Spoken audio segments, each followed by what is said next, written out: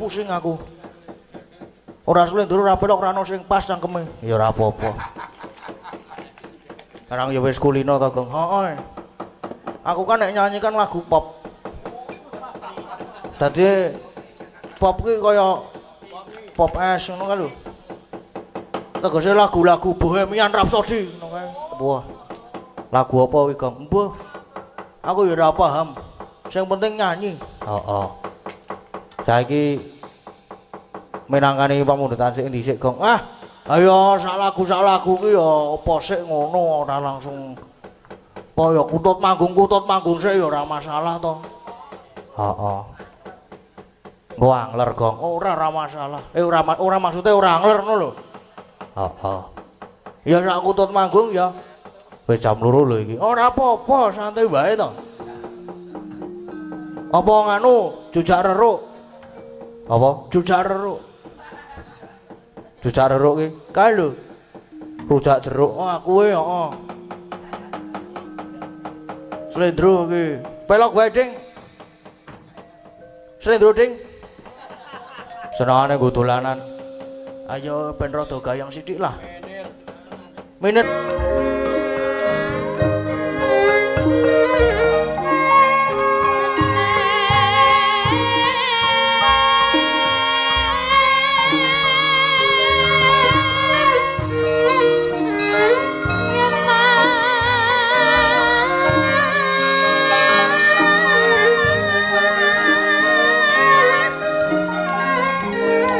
Terima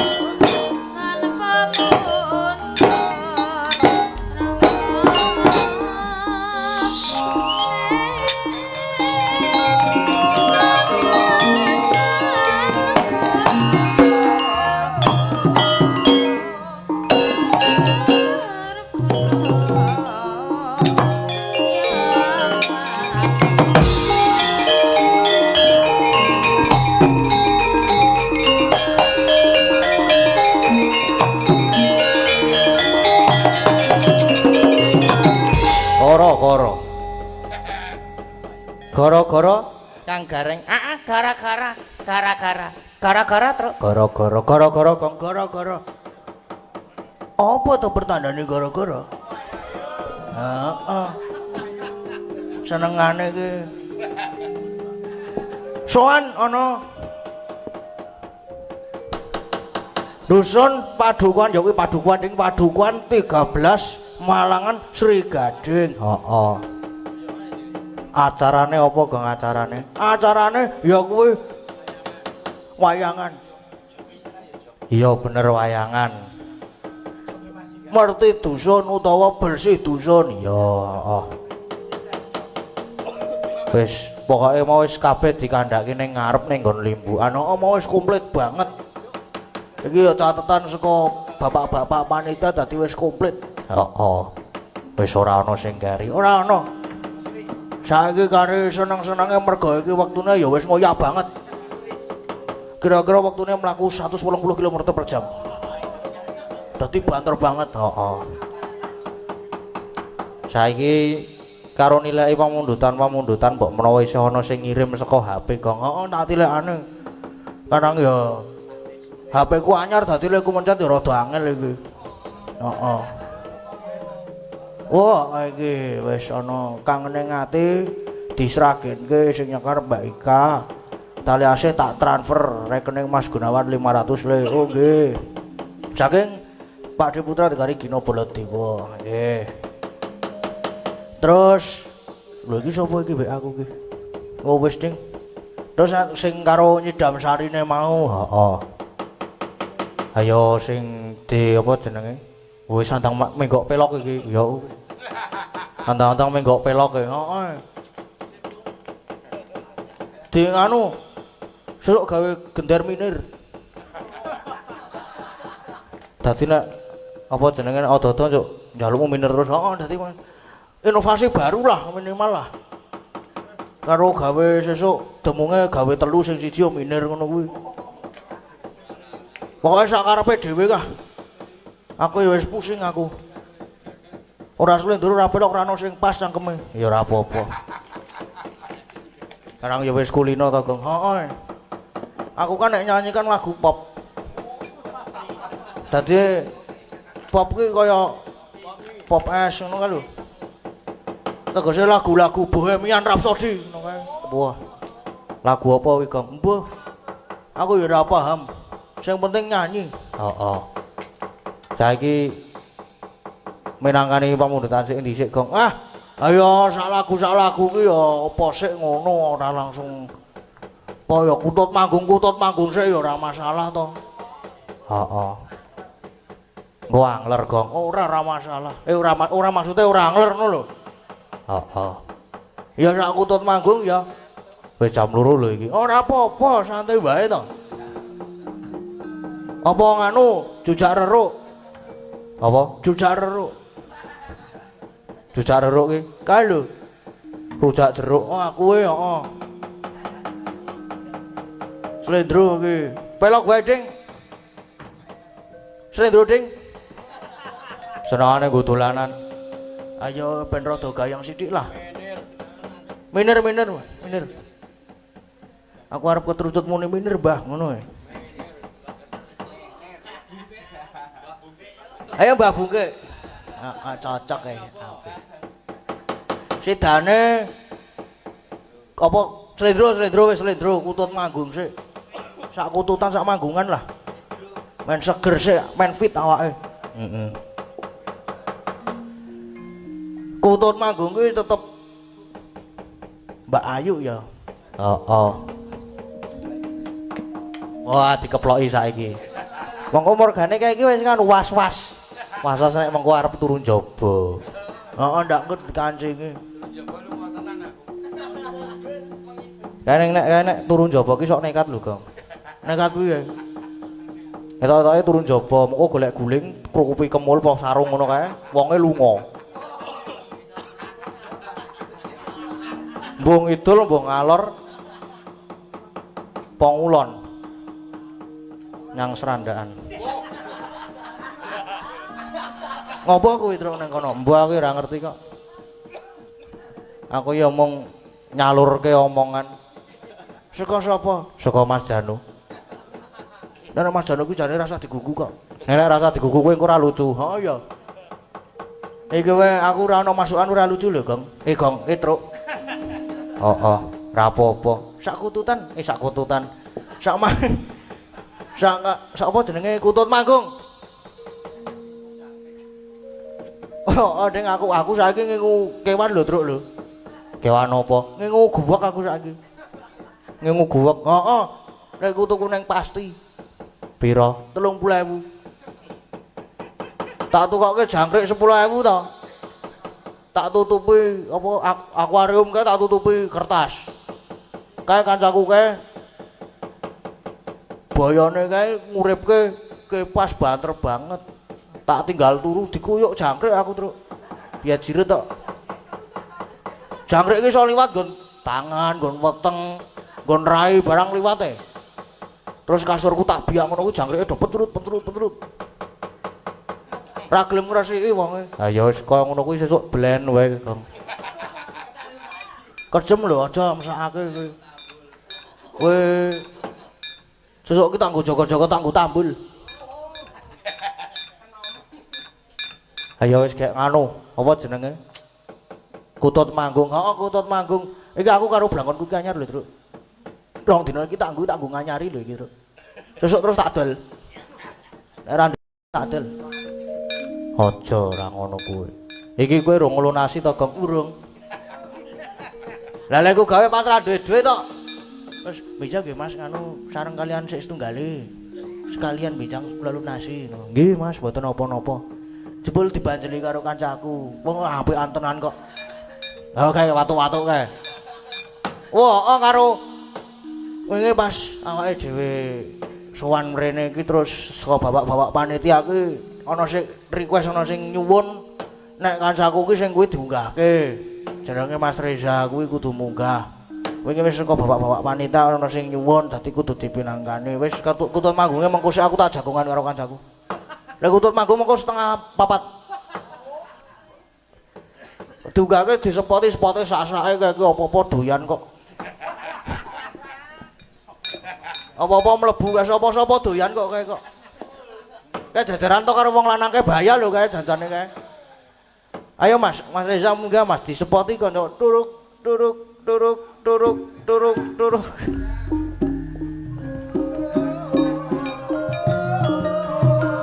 Munggah rene sa.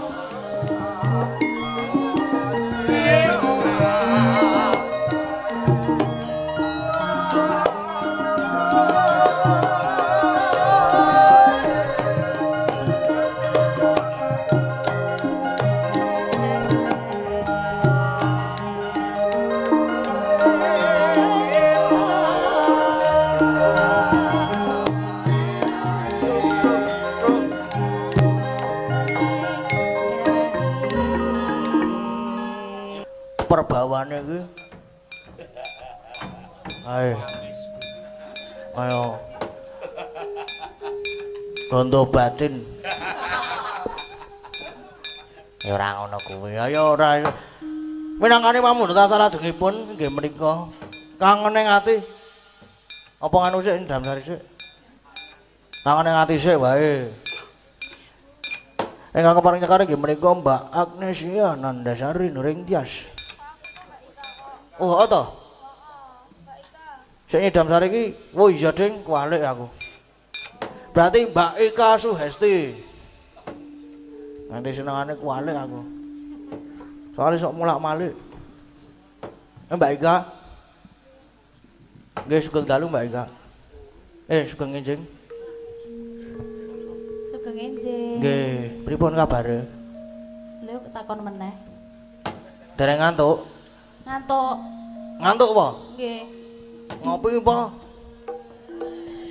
Ngantuk ya bubuk kok ngopi. Bubuk. Nambah iya. Bagong senengane. Lah. Kowe iki jenenge apa jenenge tutorial. Tutorial apa ya? Tutorial lah pokoknya lah. Baik ah. dalam. Kangen ing ati nggih Mbak Ika. Nggih. Nggih. Menika langsung. Langsung mawon mboten napa-napa Nggih. Monggo Mbak Ika, kangen ing ati Mbak Ika. Tak sanggup bawa ya. Ya ora usah wis muni langsung kok mau kok. Ya masa tekon meneh. Kok ngono nesu-nesu. Lah mau wis tekon langsung wae ya langsung. Lah kok Mas monggo Mbak Ika, rasa gue bawa ya. Senengake. Mas Wahyu siap. Bolake selap terus nek Mas Wahyu kuwi. Sewindu suwe lawase kowe lunga pamit karaku sesemalang wong bagus tresnaku iki ra bakal ayu.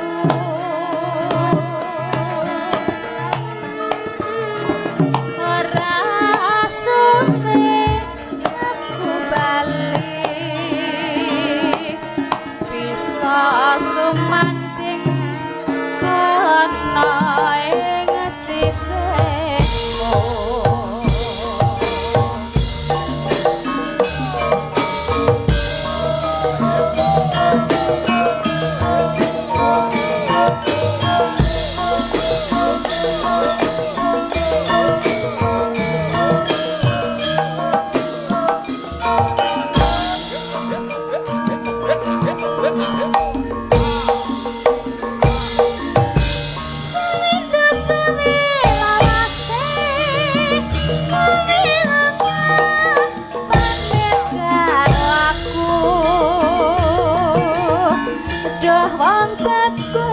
Pepujanku ati susah mangkangen siramu dengan bekas pepujanku ora beda rasane atiku awak lumrah ra bisa turu wawayanganmu ngreredu atiku rino wangi tak anti-anti ati susah menunggu kowe bali rasa kangen ra bisa mari amung sira kang bisa nambani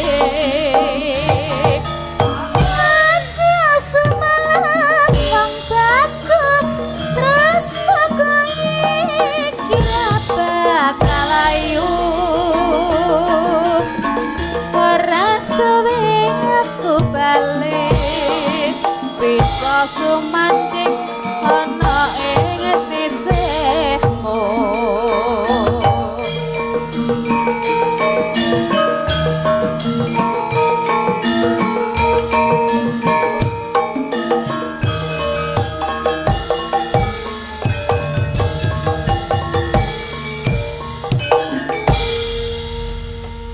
Sampun matur nuwun nggih Mbak Ika. Sami-sami. Kangen ing ati sampun dipinangane. Saiki kari Nyidam Sari. Heeh. Bawane Mbak Agnes. Dibawani Gong dibawani. Mbak Agnes bawa Nyidam Sari nggih Mbak Agnes. Nggih, lagi mimik Mbak Agnes. Heeh. Karang yo ket mau nyuara Gong yo. Ngelak to ya. Aku ya ngelak. Dadi pun beto mimik dereng. Urang ya, Mbak. Niki mimik nggen kula napa? Lah. Iki lho nganu. Lah tegese iki lak ya banyu putih kuwi to. Putih. Heeh. Senengane kok kaya mangkono Air kuwi. putih niki lho nggen kula. Air putih kok butek. Ya bening no. Oh iya, air putih iki ya warnane putih. Nek air bening lagi bening. Ayo Mbak bawa Nyidam Sari, Mbak. Monggo, Mbak. Duh wong bagus. Waduh, lapku kuwi bar kena salon pas kanggo ngelap lambe panas e. Asem kok. Mbak terus ki Mbak ndak.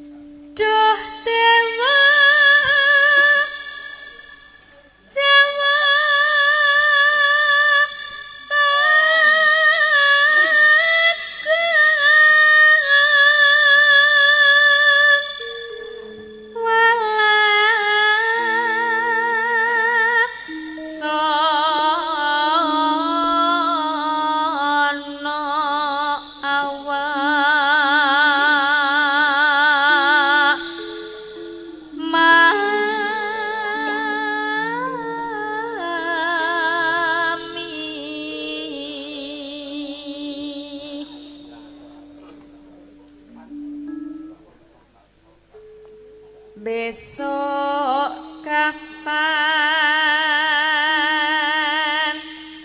katekan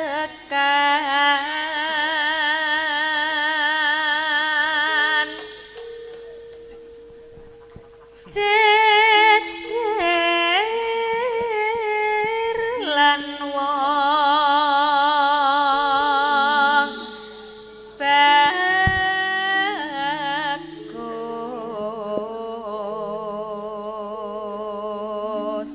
Suarane iki kaya ana autotune. Apa? Autotune. Autotune ki apa? Wah, autotune mosok ora ngerti autotune ki sing anu kae lho apa bener jenenge? Tinggo ngepasne swara, nada, larasan. Lha tuku nanti, Mbak? Kletikan. Kletikan ora ana apa-apa aku iki rono. Terus kanca-kanca durasi do ngantuk bar entuk amplop. Kok ngerti ya? Ngerti bae aku. Aku nggo sepion e padaku. Aku nanti sangu sepion. Spion motorku tak copot tak pasang ning nggon aku kok.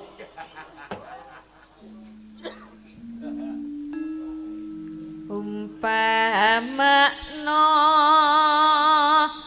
nahkoda tanpa prau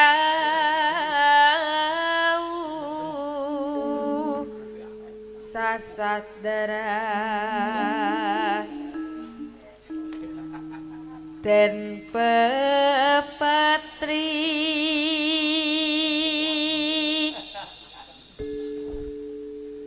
idem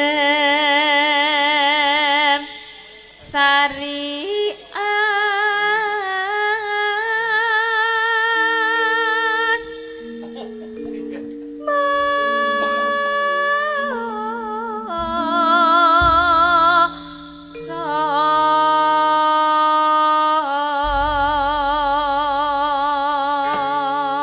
Wis mau Mbak iki, Mbak.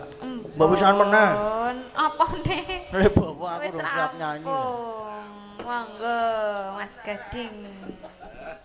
Macan iya, iya. Saya tak rada mundur. Nyanyi terus.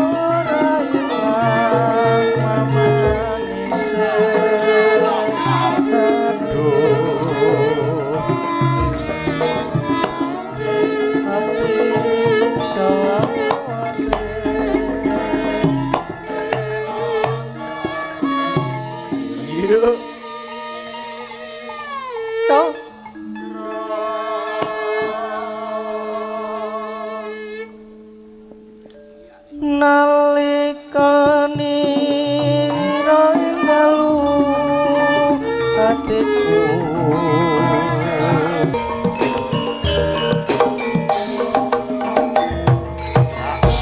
Ya, wis gong, wis. Sah. Ora maju meneh. Oke. Piye iki wis entek pamundhutane ya iki wis jam 2:30 yan wisan ya. Ayo karo alon-alon neruske laku, Gong. Laku apa? Laku prihatin apa? Lakone iki lho, Gong. Iya. Terus ya iki apa jenenge? Wis cukup tak kira iki semene iki. Heeh, ndak. Kok nek kakean ya ora apik. Heeh. Ayo do sebo. Sebo. Heeh. Wah, urung tutuk ya aku, Truk. Ya sebo kuduan. Ya. Kae ndoro-ndoro putra-putra Pandhawa kae ya wis malah wis do mlumpuk ning Karang Kadempel kae. Ya awake melu nyaket sowan nganggo apa? Wis ngaku playon wae. Oke. Ya ayo.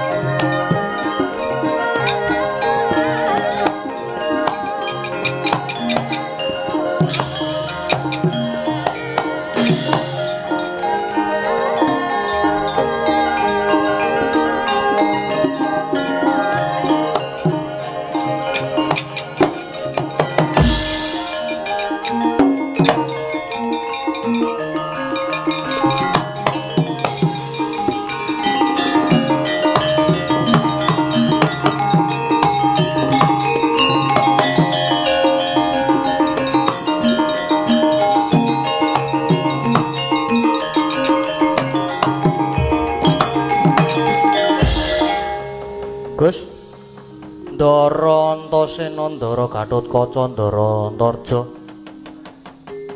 Kula jan ngaturke panuwun matur nuwun sanget niki.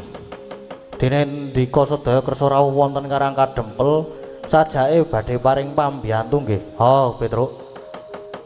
Kakekne Semar bakal mbangun desa, mongko iki para pepunden Pandhawa padha lenggah ana kene. Uga bakal padha sabiyantu dadi para putra kudu melu sabiyantu. Ya Petruk. Wis salumrayen to para putra Pandhawa uga padha sabiyantu ngelingi kabeh lelabuhane Hyai Semar tumraping negara Ngamarta. Ya pura kawan.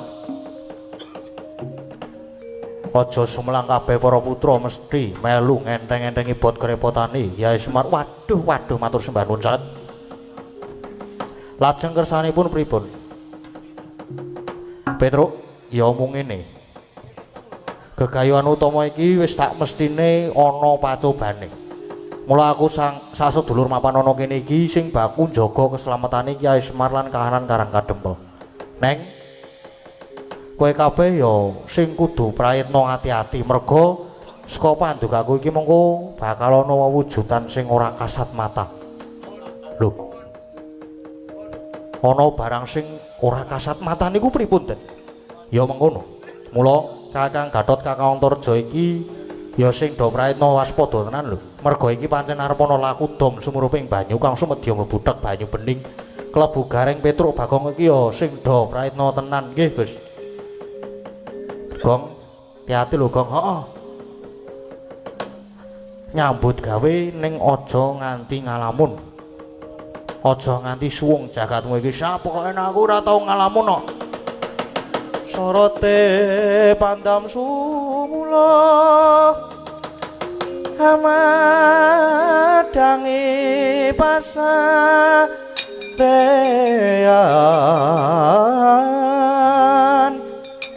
nanging wadana remu-remu kalingan hangang sang tiah manangkung sumungkem guling sang kakung rerepa baboe maneman peraten tek branto kulum dadah ronte oladalah harcaka blaeblis lanat padha jek-jekan mundi dawe pukulun pandya Betari Durga aku sak kanca supaya mapan ana ing karang kadempel kene nanging supaya padha laku panglimunan pamriye sing mapan ana kene aja nganti padha ngerti waladalah ya iki para putra Pandhawa malah padha mlumpuk ana kene padha jagongan ya tak kiri godane aku mancing ana awake Antarja iki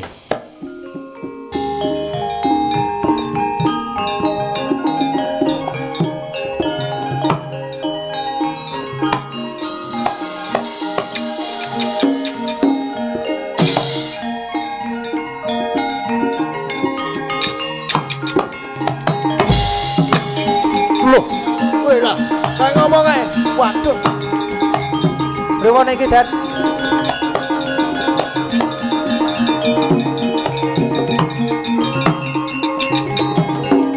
Gus Ndara Antasena niki mau pripun kok Ndara Antarja ngerti-ngerti nglarak Ndara Werkudara Ndara Werkudara Ndara Gatotkaca anti kleru alon-alon terus heeh aku ki panik kaget Gong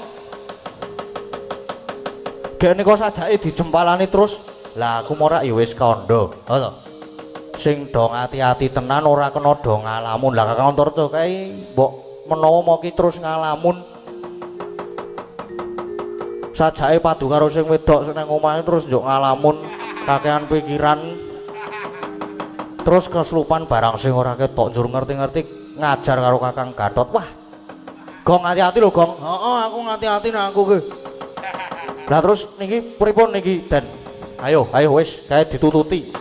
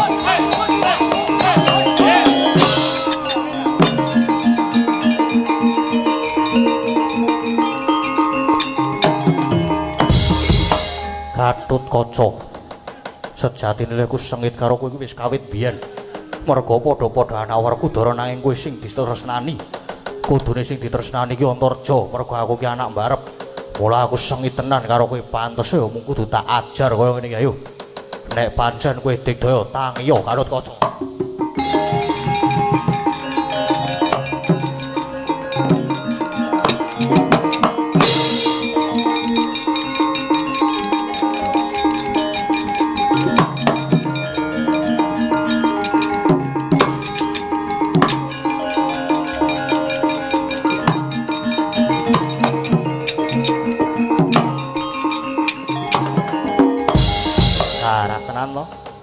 Kakang Antareja kae kasurupan barang sing ora ketok. Mula terus tegel ngajar karo Kakang Gatot nganti semaput kaya ngene iki. Wah, lah niki terus pripun niki, Den? Saya santai wae. Menengo wae tak tetesane nganggo sungutku tangi yo, Kang.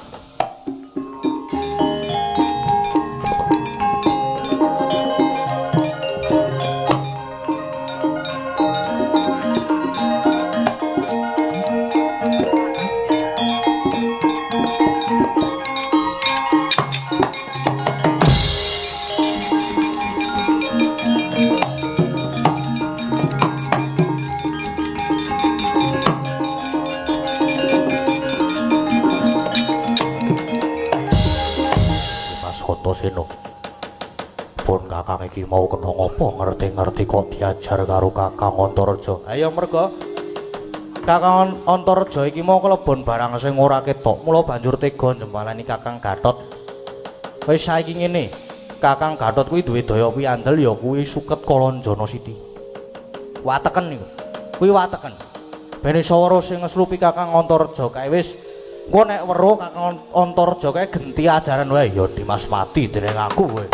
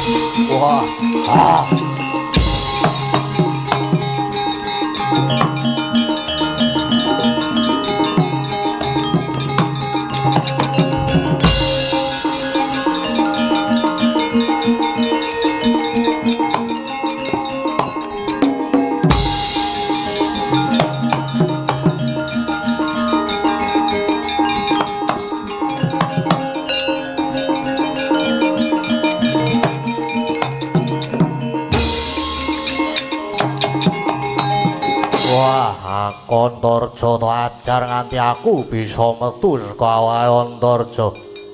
Ayo apa kowe weruh karo aku, weruh nyoh Taparana.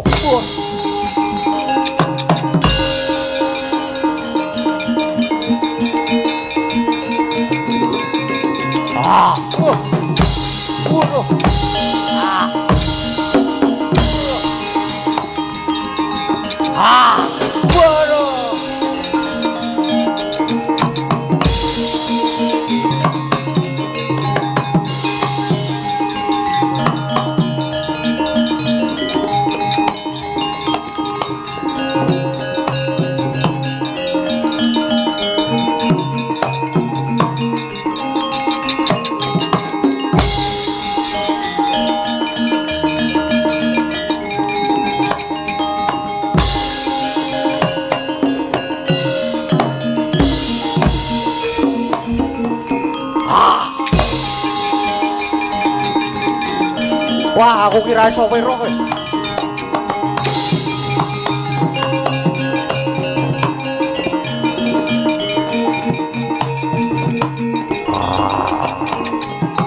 Waduh.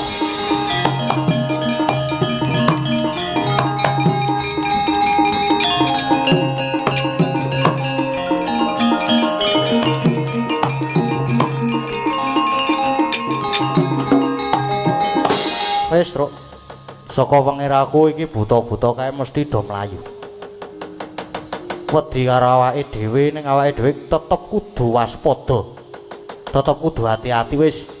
Tetep kudu njaga karang kadempel sinambi nunggu dawuh iki asman karo para pepundhen Pandhawa nggih.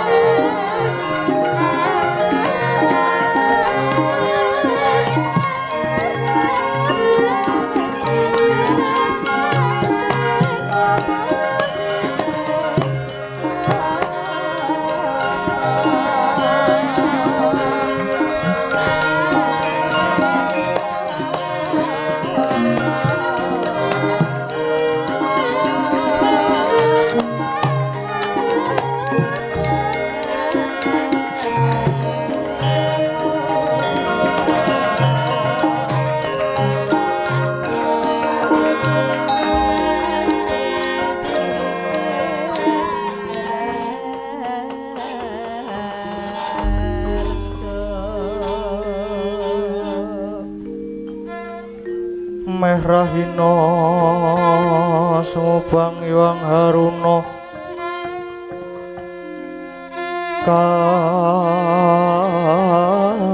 katinetraning anggora rapuh sabdaning kukila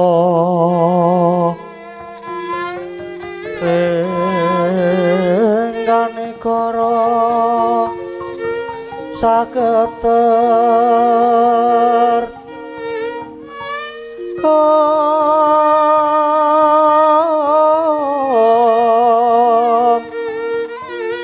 kene tunga engkong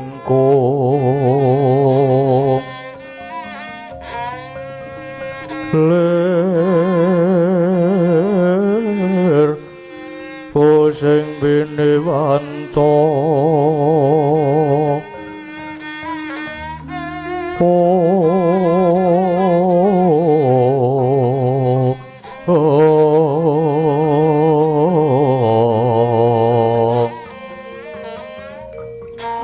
Bapak toking ayam wono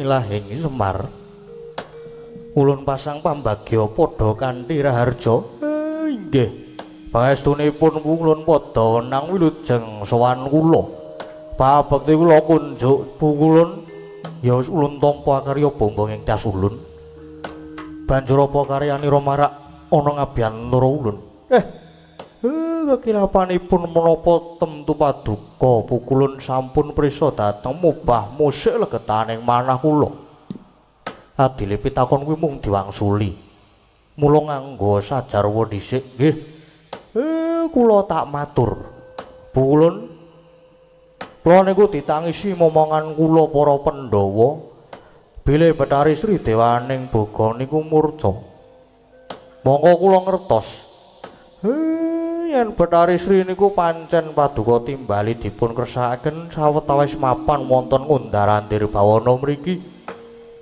Lah niku jane kang dipun kersakaken kados pundi ulun Semar? Bathari Sri ulun timbali ulun kersake sawetara mapan ana ing kayangan ulun iki. Saktine ulun mung kepengin ngelingake marang para pendholan kawula ngamarta murih aja nganti singlar ing sesanggeman, aja nganti lali marang bumine. Bumi kang saben-saben wis paring nikmatmu pangat wis samestine kudu dijaga. Merga kasunyatane bumi iku uga kalebu sumber panguripan. Mula kudu ngaturke rasa syukur marang Gusti ingkang Maha Agung kita ngamung sarwa prasaja para kawula aja nganti lali nggone padha ngadani sedekah bumi. Pinangka tandha rasa syukur lan rasa matur nuwun marang bumi kang wis bisa paring sumber panguripan lumantar wuru wetu. Iku Semar. Inggih. Niku sedaya nggih pun kula aturke kok. Lah yen ngaten sapunika kula lajeng nyuwun supados Bathari Sri. Kula nyuwun supados Bathari Sri menika enggal kundur dhateng negari Ngamarta. Slamesaken dhateng para kawula negari Ngamarta, utamane para among tani. Murih saged kinayoman dening Bathari Sri ya Semar. Kaya wis cukup nggon ulun nyoba marang para Pandhawa, Bathari Sri samangka tumuli ulun dawuhi supaya mudhun marcapada maneh ngemongi para pendholan para kawula Ngamarta Semar. Permara reh manguswa ya ngambreng kati karunaning kaswase kaning marga lakon dasang kanda astrat mojo leng-leng lalu hangulati matur sembah nuwun pukulun dene sampun minangkani panyuwun kula sedaya dawuh paduka pukulun badhe kula estakaken Nanging lajeng babakan anggen kula badhe mbangun desa. Babar pisan kula nyuwun dipun ayomi kulun. Ayo Semelang Semar. Kulon mesti bakal njangkung lan paring sarana marang gegayuhan kita nggone mbangun Karang Kadempel. Malah babar pisan ulun uga paring wahyu katentreman kanggo jeneng kita lan para Pandhawa mudhune para kawula ngamarta. Nggih matur sembah nuwun kulun. Dados niki lakone saged kangge lampahan tumuruning wahyu katentreman. Iya Semar mangkono. Salakon iso 3-3 lakon. Kang saka iku bebarengan Bathari Sri supaya mulih ning Ngamarta babar pisan tanpa ana sarana kekuatan kanggo mbangun desa. Uga wahyu katentreman tumuli tanpa ana Semar. Inggih matur sembah nuwun pukulun.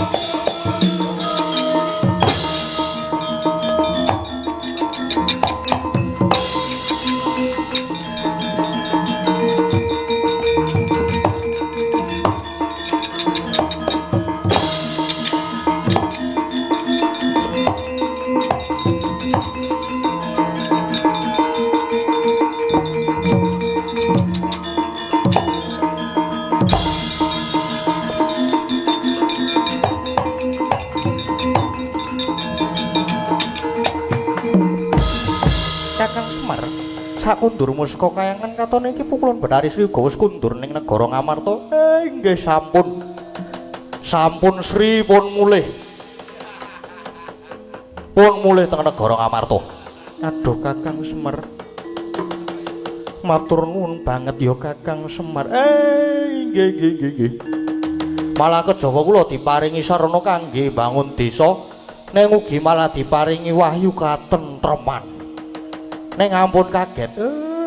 Yen niki kadose wonten pacoban malih.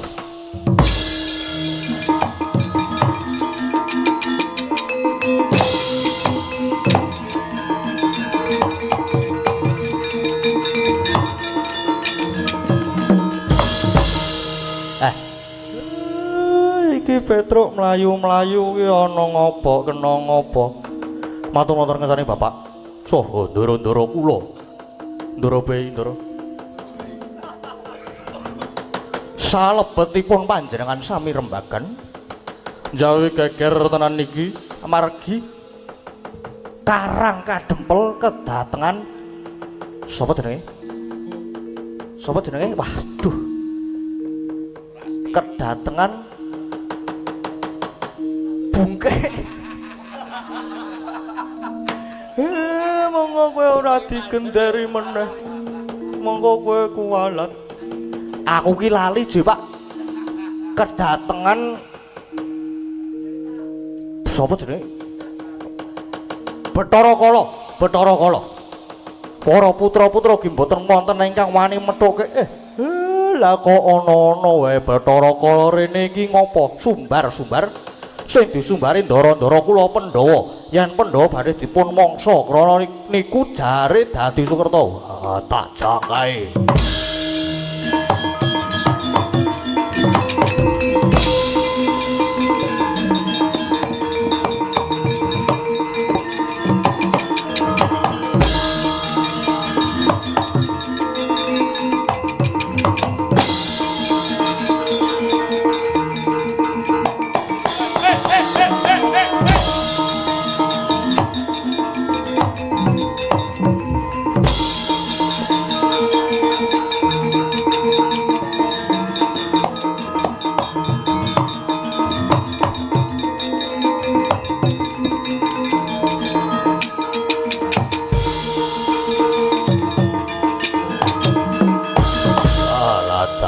iki gedhe dhuwur. Werkudara iki yo ayo Bathara Kala sumbar-sumbar yo. Endi kadang-kadangmu kon tekan kene tak pangane sebabe kowe kuwi para pendhawa isih mlebu dadi wong Sukerta. Para kage Werkudara panganen Werkudara nek ora tak dupani sik gaglak limpamu.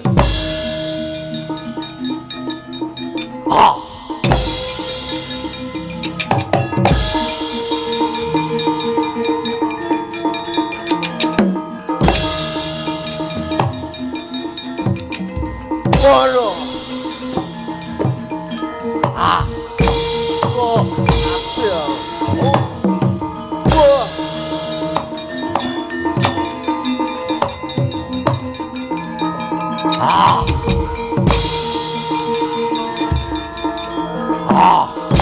Wah. Wah.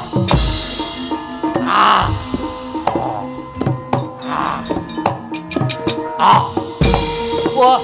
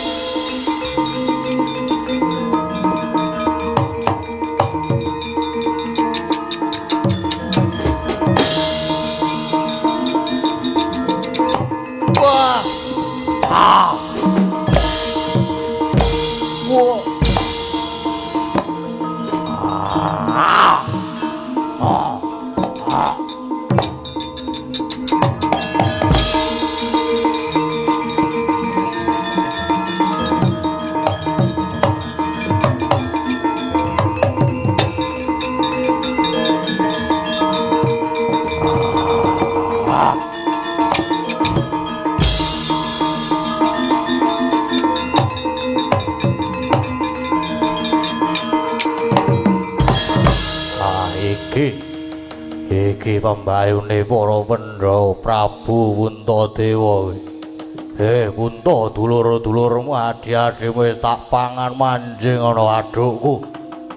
Kowe kok malah kaya pasrah arep tak pangan apa kowe ora wedi? Bathara Kala, pati uripku iki tak pasrahke ana ngersane Hyangmu Agung. Nang yen Bathara Kala dadi jalaran patiku monggo kakean wus untal malang kowe.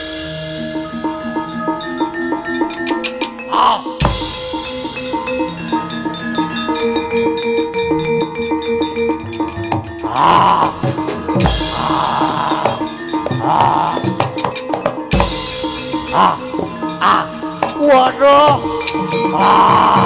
Waduh. Waduh mati aku. Waduh. Wah.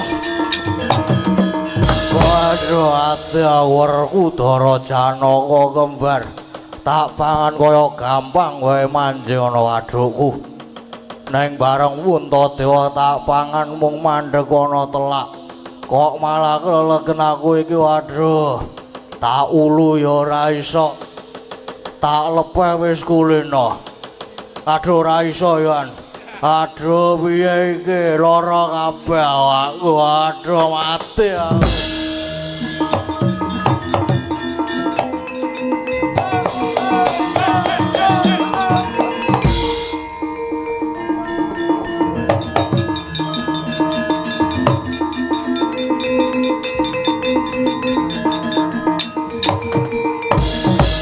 Aduh Yai Semar, aku tulung ana aku nyuwun ngapura. Aku kesiku dening Kang Murbeng dumadi. Dene aku wis mangan para Wendawerku Dara Janaka lan kembar wis kalu mlebu ana wetengku. Mung kari siji Puntadewa rekane arep tak untal. Neng malah mandeg ana gulu aku dadi kelegen iki waduh tak ulu ya ora iso tak lepeh ya ora iso aduh aku tulung ana Kyai kowe njaluk ngapura ki merga kowe wis ketaman to ya kaya ngono kuwi oleh-olehane wong murka ki kala sik Kyai aku ki jane mangan rak ya ora luput to ora luput piye? Gage omongo dasarmu ki apa kowe iso muni ora luput ki dasarmu apa? Sing tak pangan ki Pandhawa. Monggo Pandhawa kuwi Sukerta. Pandhawa kok tok anggap Sukerta ki dasarmu ki apa? Merga kowe wong lima lanang kabeh, dur tunggale kabeh. Nek kowe iki durung ngerti iki takon. Merga ngertine iki ya karo takon, dadine karo tiru-tiru, apike karo tumandak. Mula kowe kelelegan merga lehmu mangan ki kleru. Rumangsamu Pandhawa ki Sukerta. Kowe tak kandhani ya. Sing diarani Pandhawa Sukerta ki ngene. Umpamane aku duwe bojo, banjur duwe anak cacah 5 lanang kabeh. Kuwi diarani Sukerta.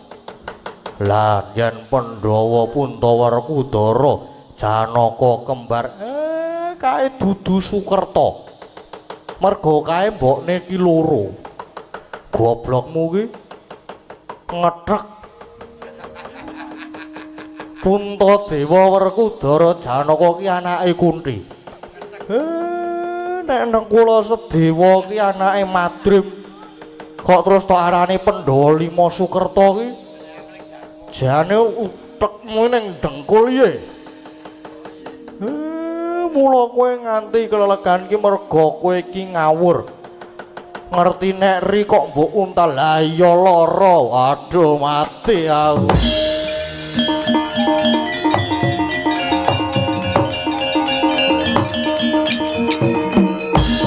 Aduh. Kyai aku luput aku tulung ana. Kala kowe mbiyen tau dielingi karo bapakmu ya Bathara Guru to. Kowe kena mangan Sukerta nanging wanti-wanti sapa sing iso maca tulisan ana ing bathukmu, sing ana telakmu, sing ana dadamu, sing ana gigirmu kuwi singkirana. Ya apa ora? Ya Yai. Yen ngono aku nyuwun tulung mbok wedarke lan mbok wacake babar pisan Kyai. Wacake piye? Tulisan sing ana bathukmu, sing ana telakmu, dadamu, gigirmu kuwi mbiyen wis tau diwacake karo Ki Dalang Kandabana to. Kala. Kowe ngerti ora nek ruwatan ki ragate akeh. Ngerti apa ora?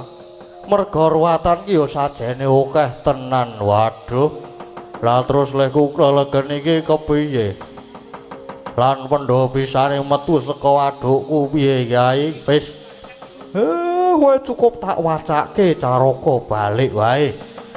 Kowe mari lek kelegen Pandhawa ya wutuh bali meneh wis tak wacake caraka balik ya. Ngatha Bagama Nyaya Jadapa Lawasatadha Karacanaha. Aduh Kyai.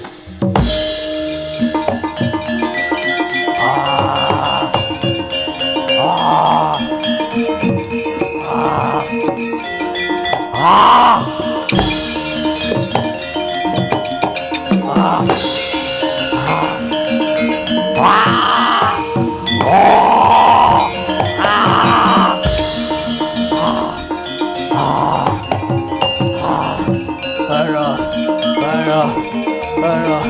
Ah. Ah. Ah. Ah. Ah. Oh. Ah.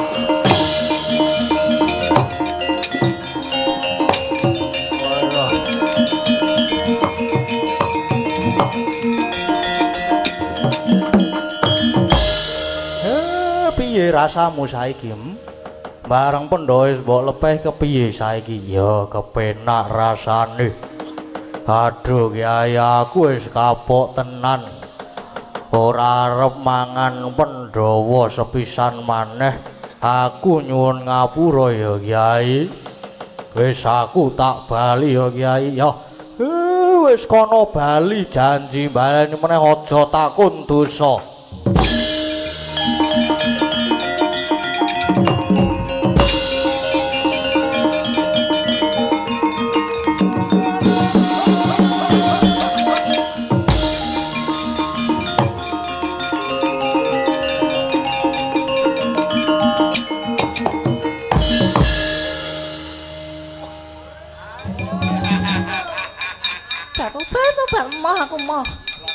Aku nggak mau.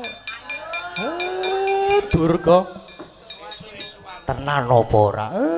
Mesti kala iki ditumbani karo tuwekane. Iya ora?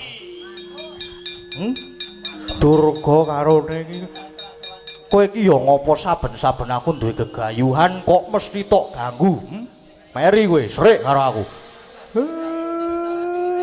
Ayo bali. Ayo bali. Batu, Pak. Ma aku nek ngono kuwi, Ma.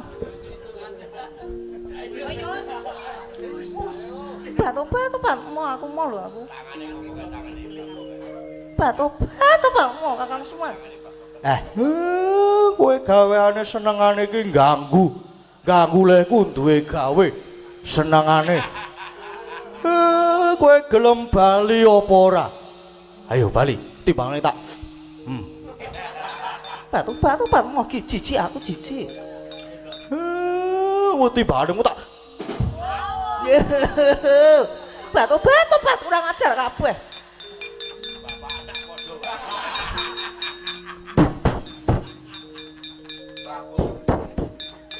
Apa ya iki ya? Apa ya? Gong, kowe le mudut ki piye ana bakone nggon lambe iki? Batu, wegah aku, wegah. Ayo bali mulih. Wadya balamu dijak bali kabeh. Batu, wegah aku nek ngene iki carane wegah. Monggo aku diseneni karo simak.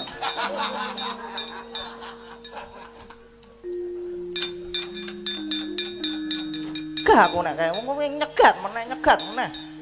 Kon jegal. Gak aku. Janji wani ganggu gaweanku, wani ganggu bendaraku Pandhawa. Wani ganggu wong-wong dulur-dulurku sing lenggah ana padukuan 13 Malangan Sri Gading kene iki. Masih berani? Aja takon dosa kowe Durga, aja takon dosa. Inggih, aku tak bali njaluk pamit.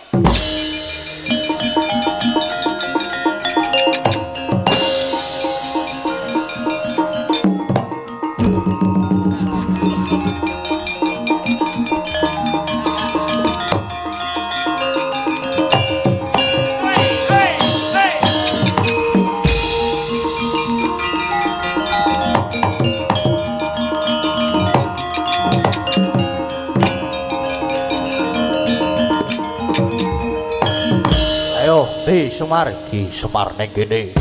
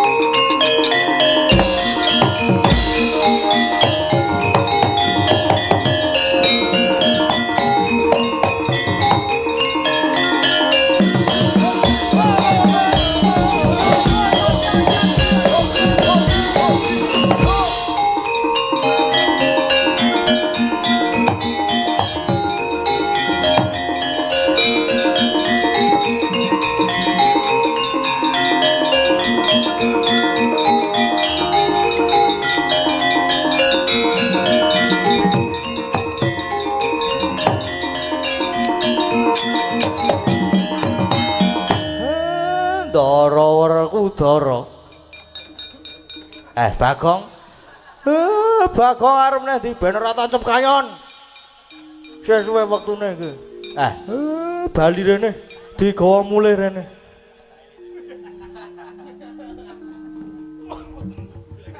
Kowe ngopo iki, Kang? Mbok diresiki jijiki.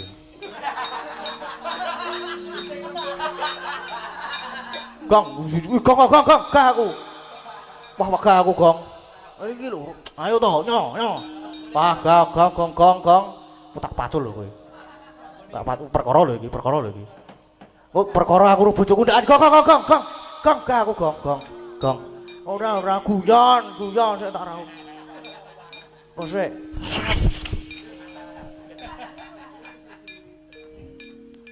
Ngono lah apik, Gong. Heeh ya.